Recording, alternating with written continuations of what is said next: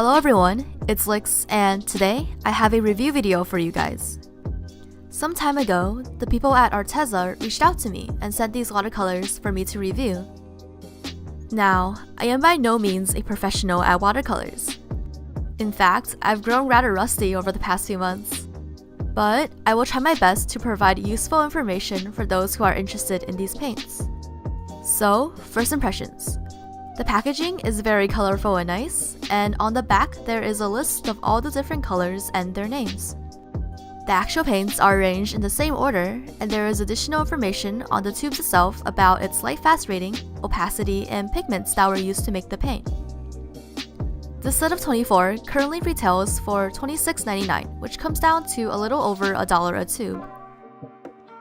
To get ready for color swatching, I used a piece of palette paper and squeezed a little bit of each color. Palette paper is very handy for situations like this.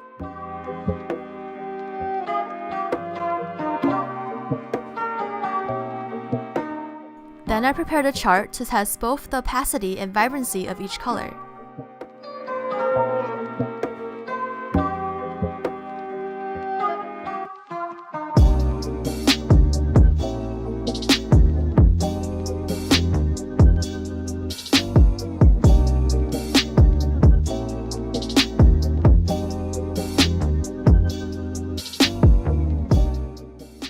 Judging from the charts, all the colors were very vibrant, which can be a pro and a con depending on your preferences. For those who like to work with more muted tones, mixing is essential when it comes to these watercolors. The transparency of the paints matched up pretty well with the information given on the labels, and I personally really like the color selection, although more variety in the blues would have been nice. So now it's time for the demo. I prepared the sketch of Snowmiku beforehand, and I chose her because of her bluish-green color palette.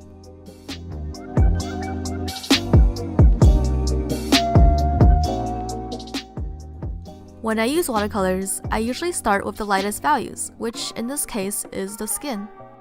I often have a hard time mixing skin tones, but the variety of warm colors in this palette really helped.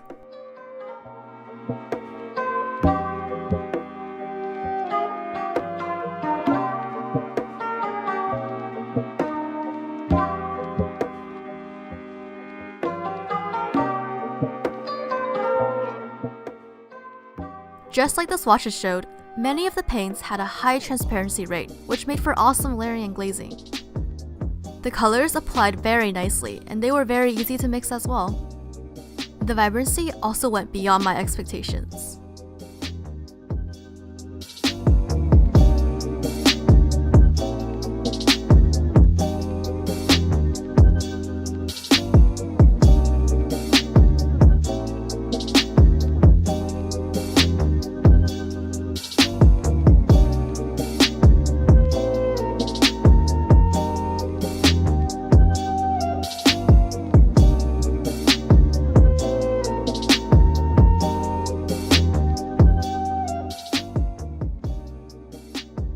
As for lifting ability, they were alright, as long as the paint wasn't given too much time to stain the paper. And as I said before, these paints are great for layering, but do give some time for the bottom layers to dry as it avoids unnecessary bleeding.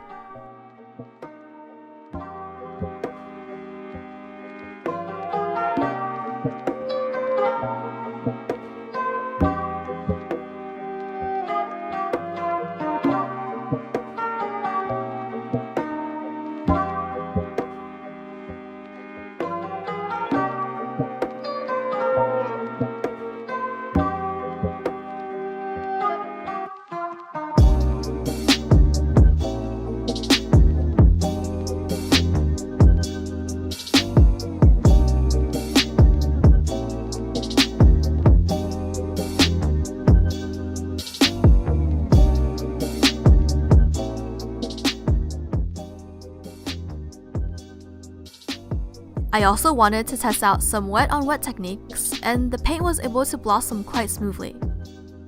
However, when I started using paints with darker values, I did notice that there was a bit of granulation, which again can be a plus or minus depending on your preferences.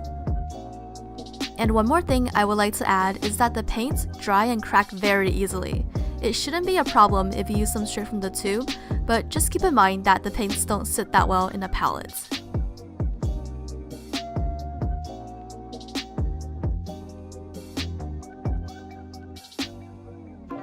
So overall, if you're looking for affordable yet vibrant watercolor paints, I would definitely recommend this brand. The colors were able to mix well and applied relatively smoothly. The only downside that I really faced was the cracking of the paints, but the selection of colors and vibrancy makes up for it in my opinion. I hope that this review was helpful to you, and hopefully I can do more in the future. Thank you guys so much for watching, and I'll see you in my next video.